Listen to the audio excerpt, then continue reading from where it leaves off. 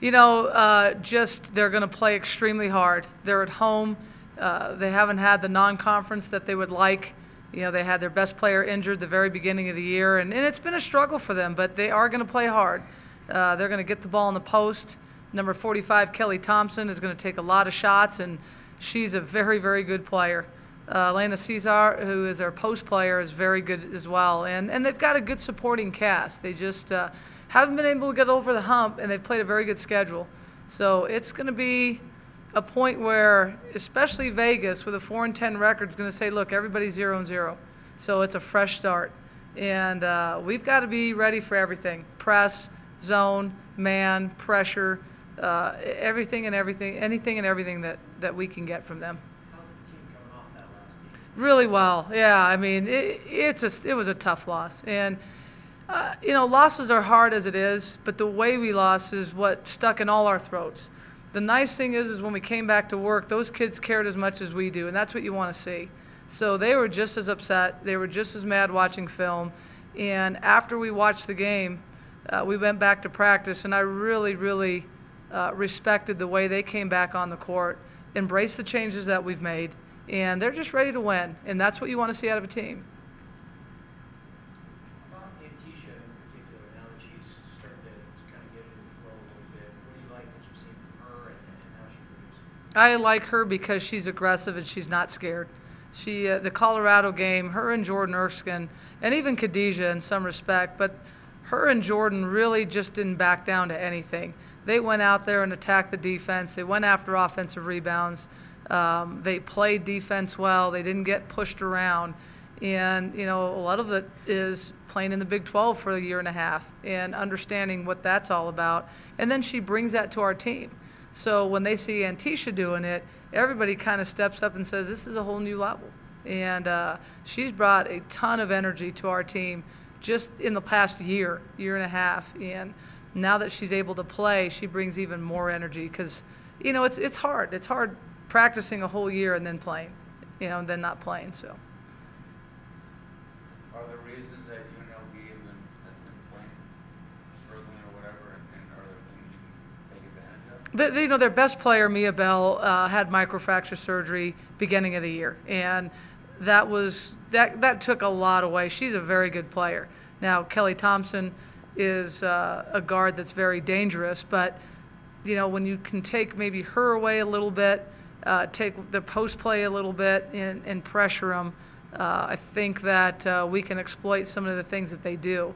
I think we're deeper than they are. If we'll play a lot more players and try to wear them down, even at home. And that's what we need to do starting conference play. Are they pressing? Yeah, they are. They run a ton. They get a bunch of fast break points. They press man. They press zone. They mix it up. They'll just pick you up on a make or miss. They'll run transition on a make or miss. They're forte. They want to get up and down the floor and take quick shots. They offensive rebound awfully well. So, you got to take all the little things away.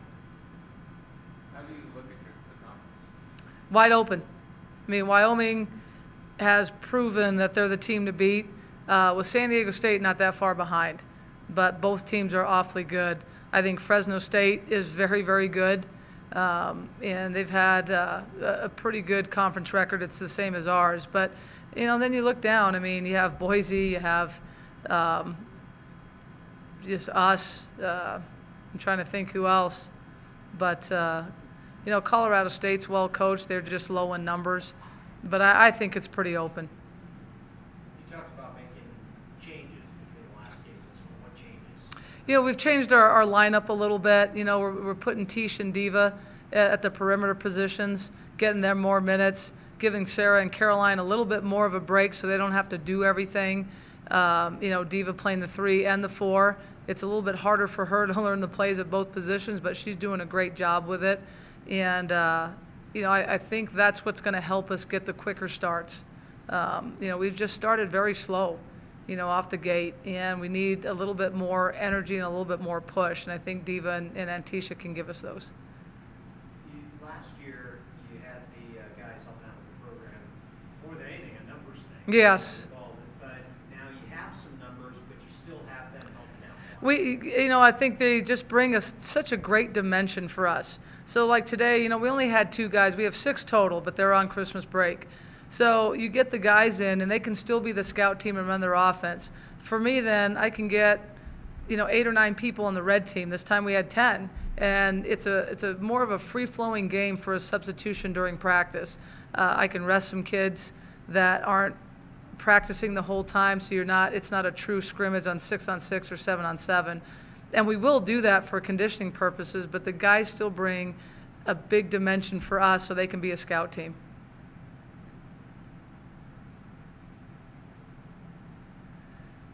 Writing furiously. Yeah. Can you keep up with all that, Ken? As far as you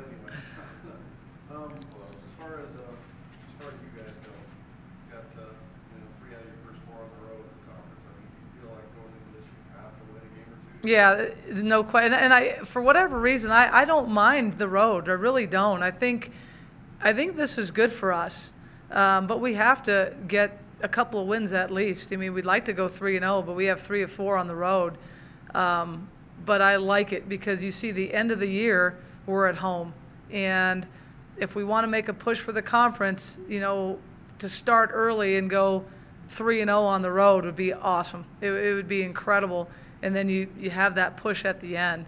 Now, it's easier said than done, but, I think it plays out well for us. Not looking too far ahead, but I like it.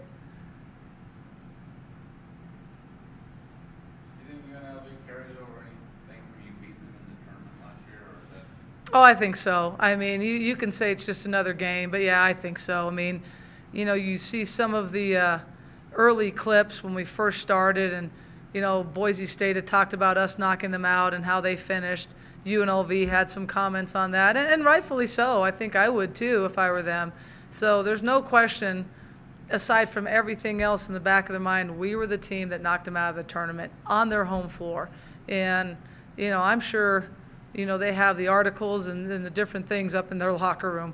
And, it doesn't matter in some respect. We have to go and play hard to win, regardless of what motivational factors they might have or we might have. We have to play hard. We have to match their intensity, their pressure, and not turn the ball over. Are you getting happier with the way they're taking care of the ball just in the last 9 days? Yeah, I really am. Except, the Colorado 23 turnovers is too many. A lot of them unforced, but it's a good feeling to come back to work and have them respond the way they did. It's a sign of a team that's maturing. And had they come back and pouted, had we had to yell and scream at them, run them the whole time, that's what you don't want as a coach. We came back, we watched the film, burned it, and then we went back to work. And it's right back to what you do best, and that's how teams get better.